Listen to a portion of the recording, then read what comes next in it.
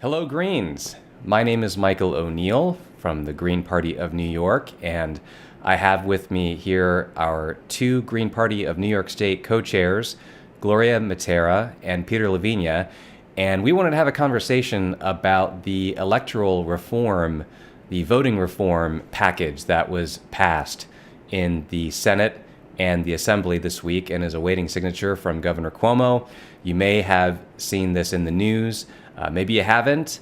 And so we wanted to have a conversation about like what's the deal? What actually happened with this package of reforms? What's in, what has been left out, and what do we need to push for in the future? So I'm very happy to have Gloria Mattera with me. Hello, Gloria. Hi, Michael. Hi, And, Peter. and yes, Peter, hello to you too. So, Hi, Michael. Hi, co-chairs. Gloria.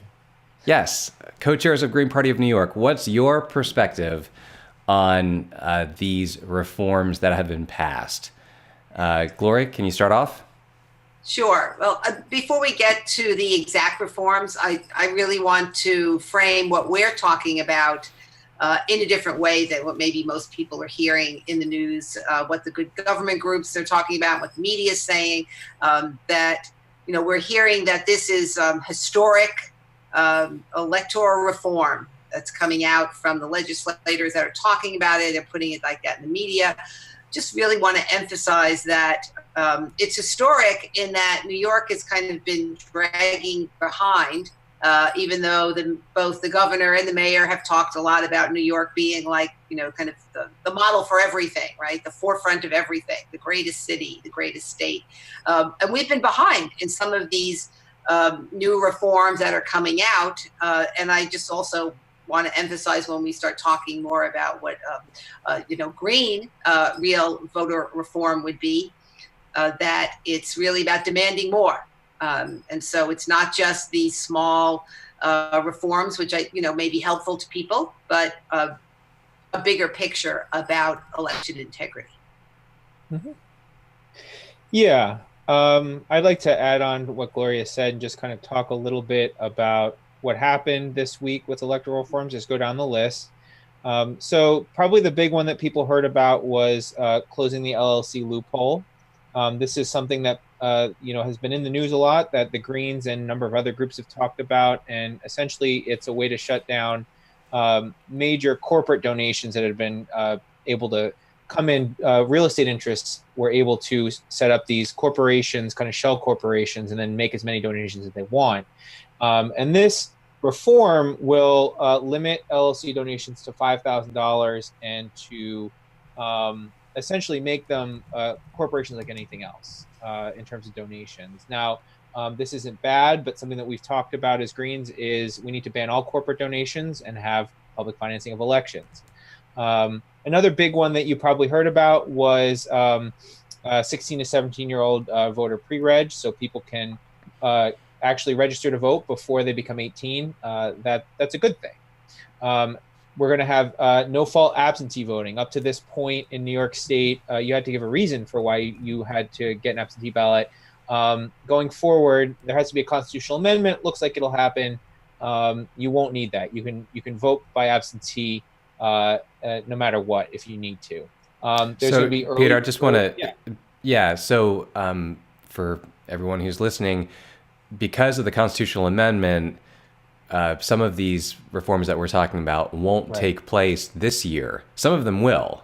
Right. So, for instance, the early registration for folks who are not yet 18 years old, that will kick in as soon as the bill is signed, presumably. Correct. Right. But the no excuse absentee voting and also same day voter registration, those will require constitutional amendments. Correct. Yeah. So as Michael said, same day voter registration, that's a good thing. We need to also talk about automatic voter registration, so that you're automatically registered when you are getting your driver's license. This is something that other states have, and we'd like to see New York move to this. There's also early voting. This is a big thing in that voting reform groups have been pushing for a long time, and this voting package would allow for early voting around the state. And we also saw them pass a combined primaries law, so that instead of having primaries for the state in September and for federal offices in June, we're going to see state and federal and also local primaries in June. So for those of you who are thinking about running for office, you're going to have to start collecting petitions, signatures in February and March, which might be a little cold for a lot of the state. But now, Gloria, you've run for office yourself, and you've advised candidates who have run for office as Greens, and a lot of the time, candidates who are campaigning as Greens or other third parties or independents, when they're out there on the campaign trail talking to press or talking to community groups, they get told, well, we'll take a look at you after the primary, which for state and local candidates up to this point was in September. So how does moving the primary for state and local candidates to June perhaps impact Greens and other independents?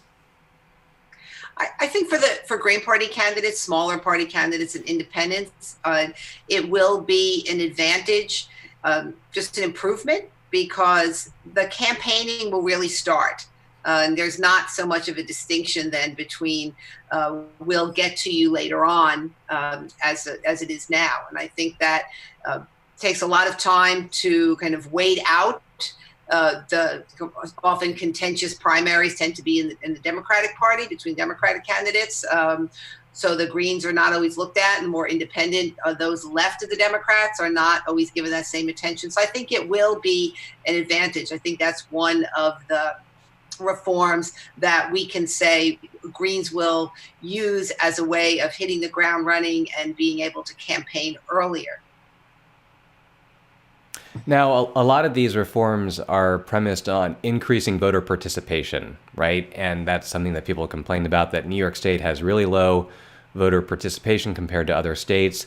Which of these reforms do you think will have the biggest impact on voter participation in New York? I think that there are two that are really going to impact. I think potentially early voting could impact people participating. If people are able to get to the polls on a day that is an election day, very often people are busy or they might have believe that they don't have enough time because they have to work. I think that's going to be a big deal.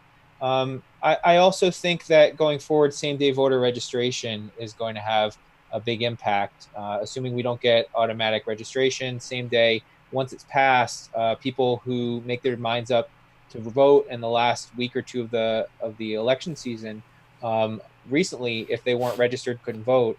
Now they're going to be able to walk into the polling place and they're going to be able to say, I want to cast a vote.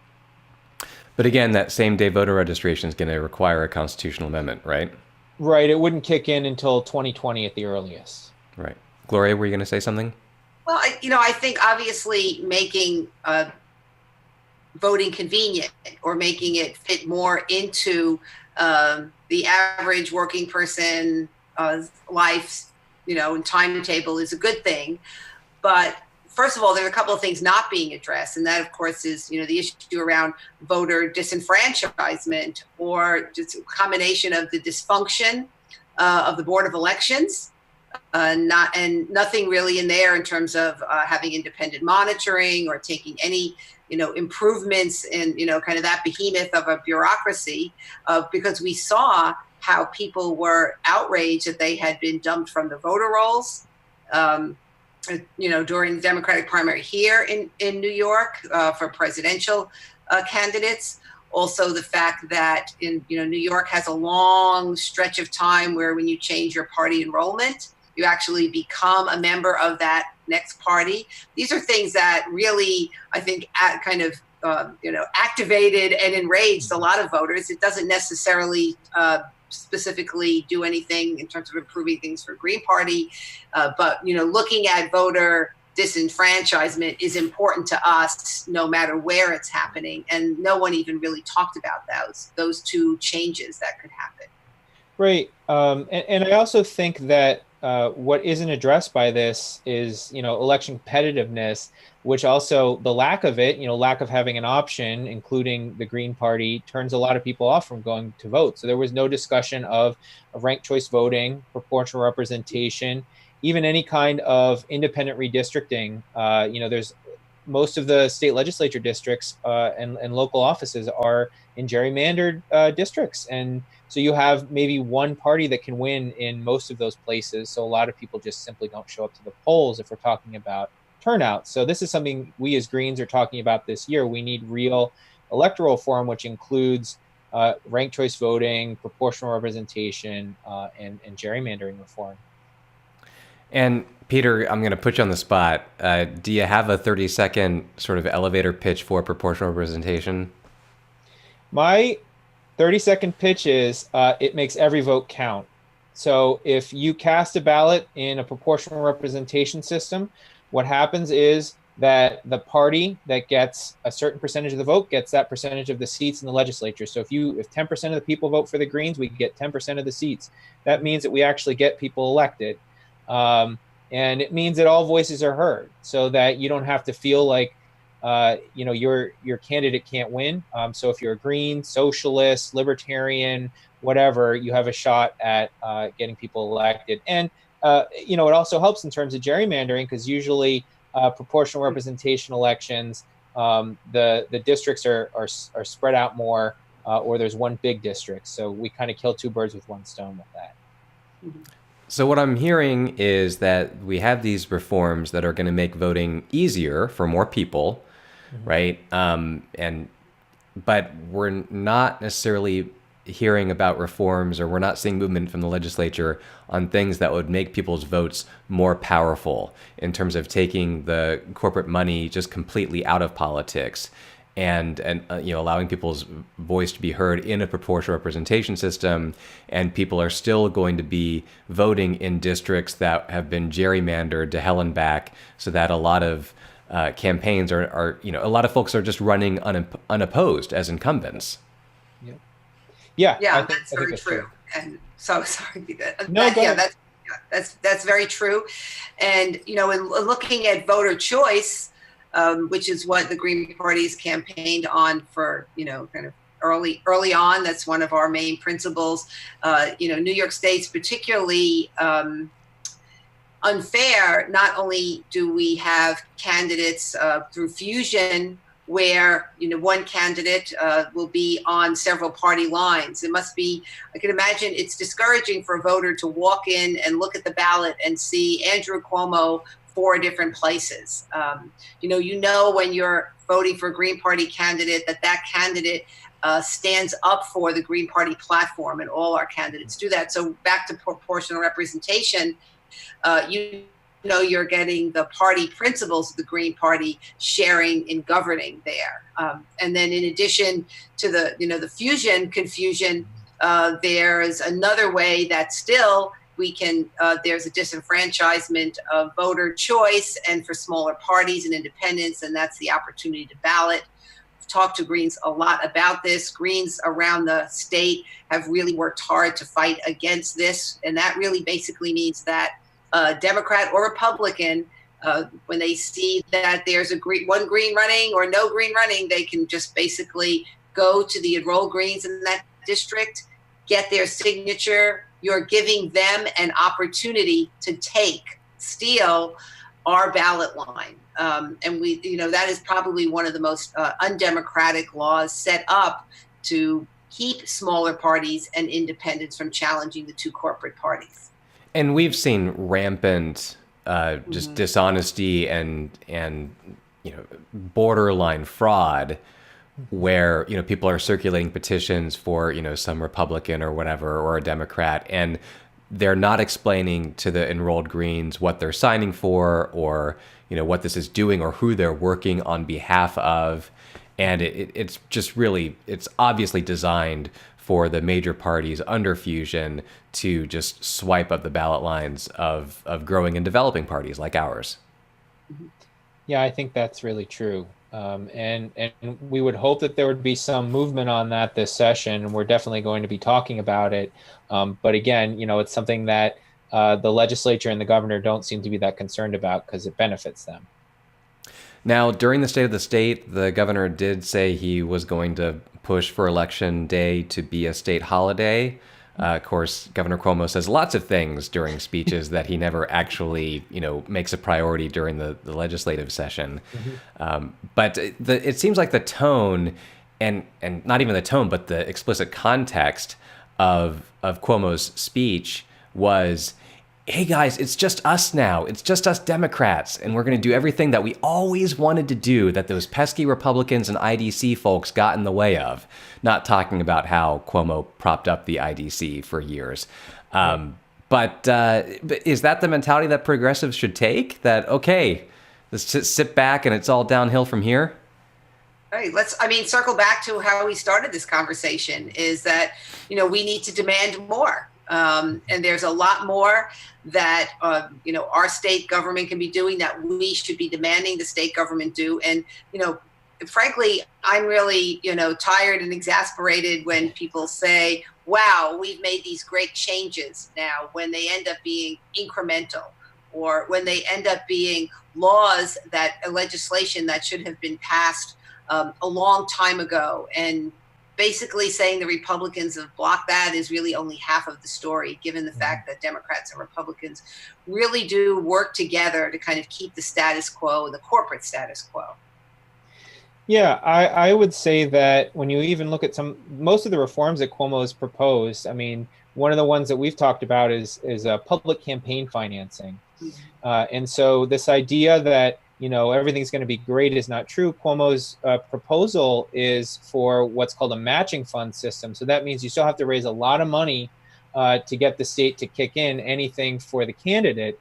And Gloria, I know that you had experience with that, and it was very difficult for someone running without corporate donations and special interest donations like a Green does to get that matching fund to kick in. So when they say, oh, we're going to do this great campaign finance reform, it's really not going to touch most people who are outside of that big fundraising apparatus that Democrats and Republicans have. Right. We need a clean money, clean elections model with full public campaign financing. And also we should have debates tied into that, where if you participate in the public finance program, then you're in the debates. We need an independent commission to run debates and not just rely on the incumbent and whoever the other major party candidate is to agree to a debate. So there's a lot to fight for. So where can people go to sign up to get more information on how we can fight for truly trailblazing and historic improvements to our democracy?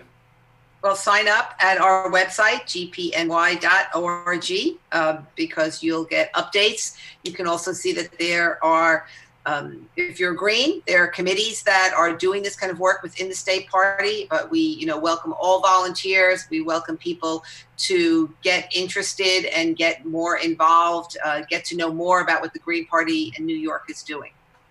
Yeah, I would say social media, like us on Facebook, Green Party of New York.